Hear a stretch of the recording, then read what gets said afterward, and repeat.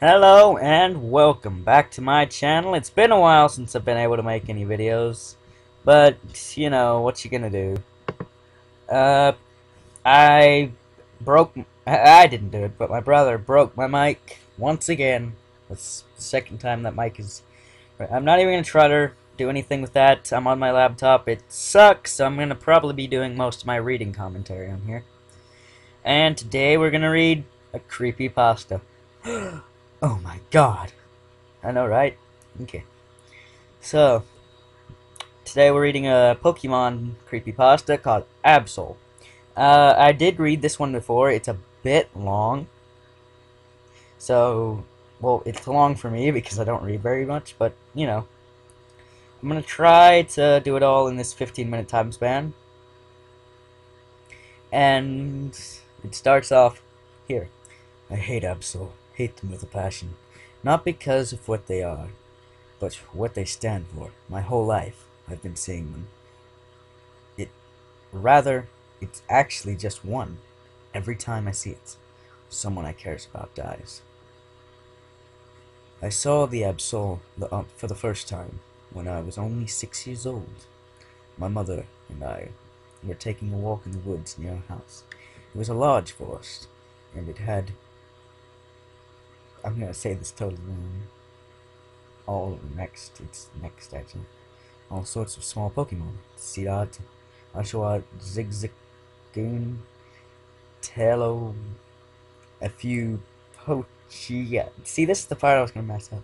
And even the occasional Mariel. I loved walking in those woods with my mother and seeing all the little creatures run about.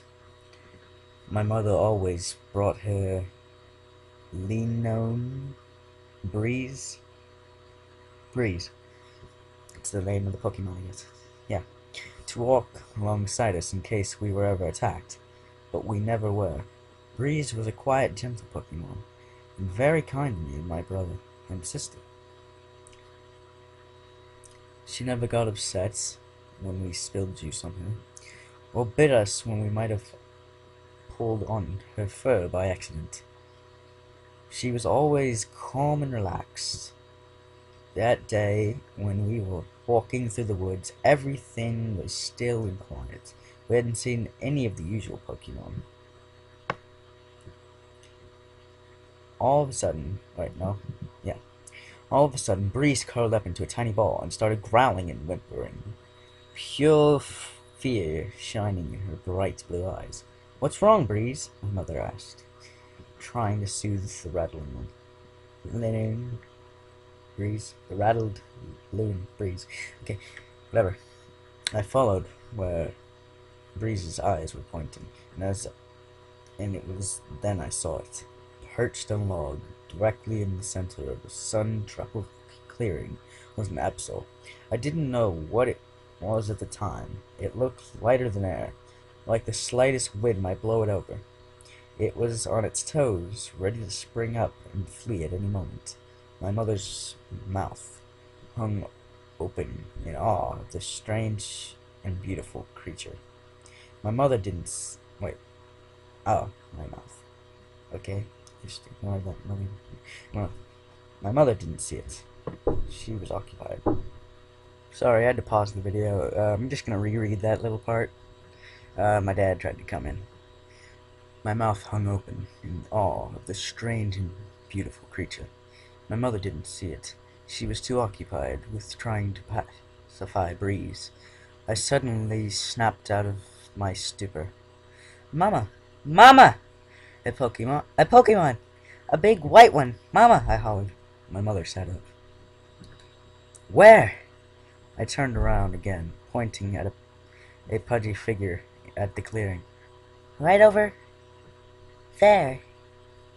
Where did it go?" The creature was gone. Breeze stood up again, barking at the spot where I'd been pointing, before tearing off into the woods. "Breeze! No! Wait!" my mother cried, before sighing. Linen was gone. "What did the Pokemon look like, Mickey?" "It was big and white and fluffy, and it had big black claws and a black tail, and a black horn on its head to match. My mother's hands flew to her mouth, and her eyes widened. Honey, that was an Absol. We have to get home and call your father. But Breeze... No buts. Breeze is smart. She can find her own way home. We have to go now. Shocked at my mother's abruptness, I meekly let her drag me home by my arm. I didn't know what was going on, but if it had anything to do with my father, it had to be important. My father traveled most of the time, and he wasn't home very often, but always brought us the nicest gifts when he found time to come home to his family. Soon we were home. My mother raced to the phone, her fingers flying over the buttons as she dialed in the numbers. She was almost completely silent for several long minutes, her ear pressed to the phone, with her only sounds being grunts and a few words here and there. Then suddenly she began to sob. Young as I was, I knew something was wrong, even as she hung up the phone, trying to contain herself. Mama, what happened to Daddy? My mother looked up, her eyes red, before hugging me and beginning to sob again. It was then I knew my father was never coming back.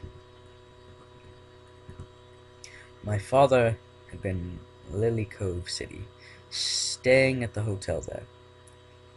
He had been there to visit Mount Pierre, I hope I'm saying that right, and catch some Pokemon indigenous to that area, as well as check out the Safari Zone. However, one night he decided to go for a cruise. The captain of the boat was drunk and ran the ship up on the rocks. There were no survivors.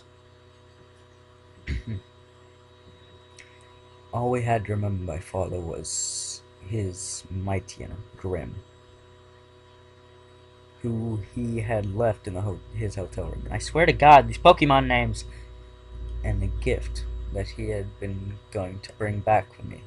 He had caught me my very own Pokemon, a beautiful female Vulpix he had captured on Mount Pear. I named her Firefox. Ironic. It was amazing to finally have my own Pokemon. My brother Alex, who was 3 years older than me, had his electric Jolt. Electric. I don't understand that. My sister Eva, who was 2 years younger than me, had her Skitty, Blush. And now I finally had my own Pokemon. And I felt that in her, in my precious Firefox, a tiny piece of my father lived on. The second time I saw the Absol was 2 years later, when I was 8. I was playing in the backyard with my sister and our Pokemon. Our brother was in the front yard with his manistic.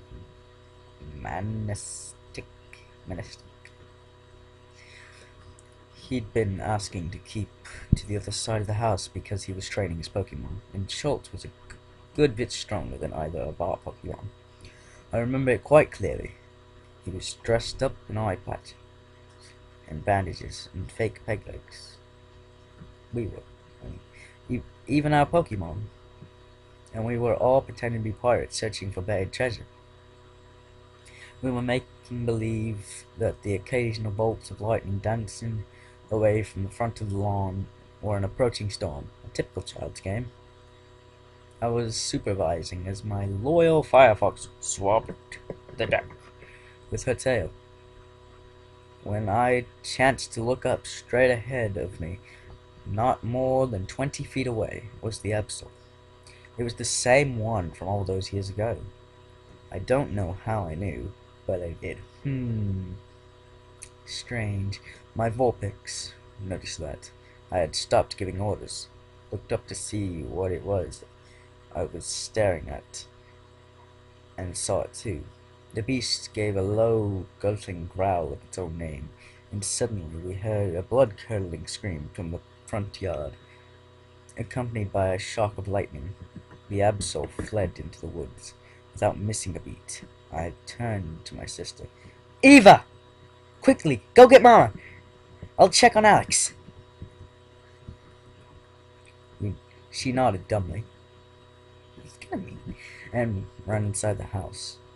In seconds, in the front yard, Firefox at my side. The sight I was met with was a grim one. My brother was pinned under a fallen tree, screaming and trying to struggle away as Jolt manfully tried to lift the wooden colossus off of his broken body. Firefox! Go help Jolt! I cried. She immediately obeyed, and I ran to my brother to see if I could help get him to calm down. As I was doing so, the efforts of my Vulpix and I were joined by strength of Breeze and Grim. Yes, Breeze came home that night. She was injured and shaky, but almost fainted, but she was alive. My mother and sister quickly followed, joining us in the front yard. In minutes, we had the tree off of him, mainly thanks to Grim's move strength. The hospital was called, and Alex was taken away. It didn't look good. 8 broken ribs, a fractured collarbone, his spine and neck were badly cracked, and both of his legs and his hips were shattered. Apparently, while my brother had been training, he had failed to notice a lightning rod embedded in one of the trees. One of Jolt's attacks had been pulled to it, and the old tree was too weak to remain standing, and fell on Alex. The doctors couldn't save him. One of his ribs punctured his lung, and they couldn't fix him in time to prevent him from drowning in his own blood. He died at the hospital that very night. I'd lost my father, and just 2 years later, my beloved older brother was taken from me. I was there when he died. I stayed at his bedside until the very end. I can remember his last words. You know, it's sad, Mickey. I always thought I'd be a gym leader. For a long time, my mother and my sister and my dear little Vulpix were my only comfort. I frequently cried myself to sleep holding my Firefox in my arms. I decided to call that Absol Reaper. It seemed an appropriate name for a herald of death. It was another year before Reaper brought his unwelcoming presence back into my life. My sister had just left on the school bus. I wasn't going to school that day. I wasn't feeling well, but I can still remember the picture of her smiling and boarding the bus, Skitty peeking out of her backpack. I was watching the vehicle disappear onto the road, waving all the way, and then suddenly Reaper was there. He's sitting on the rock across the street, watching me. I blinked, my arm frozen in midair, and my blue-gray blanket still clutched tightly around my shoulders. Suddenly the ground was rocked by a huge explosion. I whipped my head around, staring at the bus. And I only have 2 minutes left on my video, so I'm gonna try to get through maybe another couple sentences. The entire vehicle is in flames. A huge... a mushroom cloud of smoking billowed up from it. I don't even know where he went. I dropped my blanket and began to run down the road, hoping to see if my sister or anyone else was okay. Save them if I had to. I had a fire-type Pokemon. I was used to a burn or two. It was still quite far away when there was a second explosion. This one knocked me off my feet. I fell to the ground crying, covered in dust, and too shocked and upset to get up. Even though I was only 9, I knew that no one could have survived that explosion. I looked back towards the house, trying to see if my mother was coming, but the only thing on my mind could register was that Reaper was gone again. Okay, I'd say we're about halfway through the video, and we end right there. I'm going to save this and upload it, and probably make another video for this. So, look for 2 parts, yeah. And I love you guys, I guess. See you later, you glitches, and that's eventually just gonna get annoying. Bye, I guess. This has been Beam Bullseye, FlyingTick. See you later.